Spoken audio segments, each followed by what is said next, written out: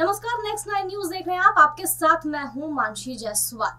हमारे खास कार्यक्रम मुद्दा आज का में आप सभी का बहुत स्वागत है। आज हम चर्चा करेंगे राहुल गांधी के बयान पर। जी हां, राहुल गांधी ने सावरकर पर बयान दिया, जिसके बाद तमाम विपक्षी पार्टियां उनसे नाराज चल रही हैं।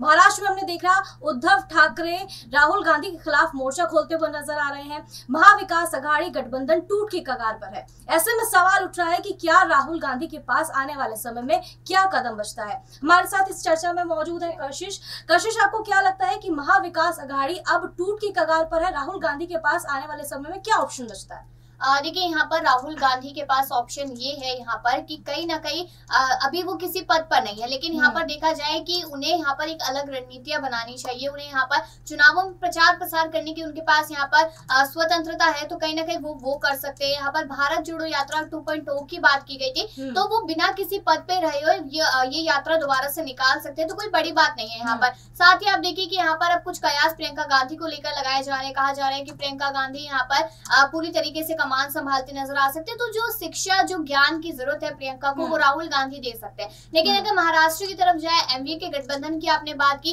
तो ऐसा ही लग रहा है कि एमवीए का गठबंधन टूट सकता है, क्योंकि यहाँ पर सावरकर का मुद्दा ये पहली बार नहीं हुआ है जब उठा है। ऐसा 2 से 3 बार पहले भी हो चुका है। और यहाँ पर देखिए कि उद्धव ठाकरे ने पहले भी विरोध किया था और इस बार भी विरोध किया है। जब यहाँ पर सदस्यता रद्द होती है राहुल गांधी की, तब यहाँ पर उन्होंने साथ नहीं दिया। डिनर के लिए बुलाया जाता है विपक्षी पार्टियों को, उद्धव ठाकरे वहां नजर नहीं आते। तो कहीं ना कहीं यहाँ पर दिखाई दे रहा है कि अगर राहुल गांधी इसी तरीके से बयानबाजी करते रहे, तो जो लोग उनके साथ जुड़ रहे हैं या जुड़े हुए हैं, वो कहीं ना कहीं उनसे अलग होते नजर आएंगे। बिल्कुल। अगर लेकिन एक सवाल और बन रहा है कि राहुल गांधी को क्या माफी मांग लेनी चाहिए? अगर वो माफी मांग लेते हैं तो उनकी जितनी भी मुसीबतें हैं वो काफी हद तक हल हो सकती हैं। देखिए, 2024 का लोकसभा चुनाव काफी नजदीक है। भारतीय जनता पार्टी पूरे जोर शोर के साथ इस चुनाव में अपने प्रचार प्रसार में जुटी हुई है, लेकिन कांग्रेस पार्टी जो है वो अभी कंफ्यूजन की स्थिति में चल रही है। राहुल गांधी के अलावा कांग्रेस पार्टी के पास कोई और चेहरा नहीं है। तो क्या राहुल गांधी माफी मांग लेते, उसके बाद जो तमाम मसला था वो हल हो सकता था? वो माफी मांग करके तमाम मसला खत्म कर सकते थे। देखिए, उनका यही तो कहना था यहाँ पर कि मैं गांधी हूँ और मैं यहाँ पर लड़ाई लड़ता हूँ, मैं माफी नहीं मांगता हूँ। और मैंने कभी सीखा नहीं है, ना ही कभी गांधी की किसी ने भी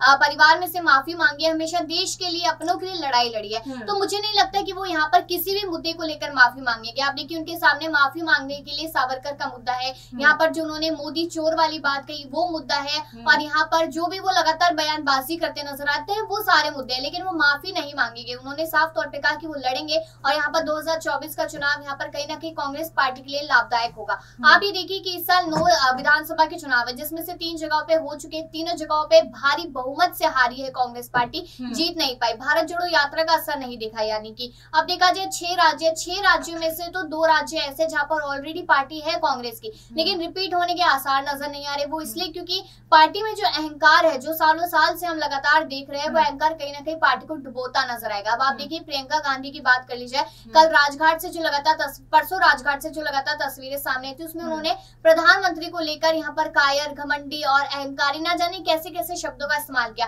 तो होने को तो केस उन पे भी हो सकता है, लेकिन जिस तरीके से कांग्रेस पार्टी का कहना है कि राहुल गांधी एक चुनौती बनते जा रहे थे बीजेपी के लिए, और बने भी क्यों ना, क्योंकि लोगों ने भारत जोड़ो यात्रा को बहुत पसंद किया है। लेकिन यहाँ पर राहुल गांधी अब यात्रा दोबारा निकालेंगे नहीं निकालेंगे, ये देखने वाली बात रहेगी। लेकिन ये बात साफ है कि राहुल गांधी झुकेंगे नहीं, यहाँ पर मोदी सरकार को ही झुकने पर मजबूर करते नजर आएंगे। लेकिन कांग्रेस पार्टी के पास अब क्या ऑप्शन बचता है? क्या पीएम उम्मीदवार के लिए वो प्रियंका गांधी को आगे करेंगे या फिर सोनिया गांधी को आगे करने की मल्लिकार्जुन खड़गे की रणनीति है? क्योंकि जिस तरीके की अभी परिस्थितियां सामने आ रही हैं, राहुल गांधी तो माफी मांगने वाले हैं नहीं, और राहुल गांधी जब तक माफी नहीं मांगेंगे तब तक वो उनकी सदस्यता तो चली ही गई है। इसके अलावा 2024 का लोकसभा चुनाव भी वो नहीं लड़ पाएंगे। तो ऐसे में कांग्रेस पार्टी को ये तय करना होगा कि पीएम उम्मीदवार उनकी तरफ से कौन होगा। देखिए, अभी तो कयासों के आधार पर यही कहा जा रहा है कि शायद प्रियंका को आगे किया जा सकता है, या फिर ऐसा हो कि बिना चेहरा दिखाए यहाँ पर 2024 का चुनाव लड़ा जाए। और 1% अगर माना जाए कि यहाँ पर कांग्रेस जीत हासिल कर लेती है, तो कहीं ना कहीं फिर राहुल गांधी को प्रधानमंत्री बनाया जाए। ये 2 ऑप्शन यहाँ पर दिखाई दे रहे हैं, क्योंकि आप देखिए कि अगर हम बीजेपी पार्टी की बात करते हैं तो उसमें मोदी हो गए, शाह हो गए, यहाँ पर जो नितिन गडकरी है वो हो गए, और साथ ही साथ देखा जाए जेपी नड्डा है, बहुत सारे ऐसे नेता जिनका नाम लगातार सुर्खियों में बना रहता है। लेकिन कांग्रेस पार्टी में यहाँ पर सोनिया गांधी, प्रियंका गांधी, राहुल गांधी, मल्लिकार्जुन खड़गे और राजस्थान में गहलोत और पायलट, बस ये कुछ नाम है जो सुर्खियों में रहते हैं। तो और तो कोई ऑप्शन मुझे नजर नहीं आ रहा है यहाँ पर पार्टी के पास। लेकिन अगर प्रियंका पर दाव लगाया जाता है यहाँ पर तो शायद पार्टी आपको जितनी सीटें मिल सकती है शायद उतनी भी नहीं मिलेगी। क्यों नहीं मिलेगी? क्योंकि हमने पिछले साल यूपी के विधानसभा चुनावों में देखा था कि लड़की हूँ लड़ सकती हूँ का नारा लेकर पहुंची थी, लेकिन मैं 1 से 2 सीटों पर कांग्रेस पार्टी सिमट गई थी। तो इसलिए प्रियंका पे तो दाव लगाने का मतलब नहीं बनता। यही कर सकते हैं यहाँ पर पार्टी की 2024 का चुनाव लड़े बिना किसी चेहरे पर, और अगर जीत जाती है तो राहुल गांधी को प्रधानमंत्री बना दे। बिल्कुल। और एक सवाल और अहम यहाँ पर हो जाता है, भारत जोड़ो यात्रा 5 महीने तक कांग्रेस पार्टी ने निकाली, तमाम मुद्दों को उन्होंने उठाया, चाहे वो महंगाई हो, बेरोजगारी हो, तमाम मुद्दे लेकर के राहुल गांधी चले और उन्होंने लोगों से मुलाकात की। अब चाहे मजदूर वर्ग हो, किसान हो, बूढ़े बुजुर्ग हो, सबसे उन्होंने मुलाकात की।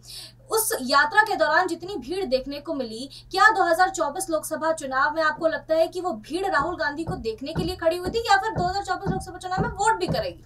देखिए यही तो बात है। बीजेपी ने कहा था कि जब गलियों से जुलूस निकलता है तो तब भी लोग जुलूस को देखने के लिए आते हैं। तो उस यानी कि जो भारत जोड़ो यात्रा थी राहुल गांधी की, उसको कहीं ना कहीं एक यहाँ पर मजाक बनाकर उन्होंने जुलूस टाइप के कह दिया था कि यहाँ पर लोग बस राहुल गांधी को देखने आते हैं, ना कि राहुल गांधी का समर्थन करने।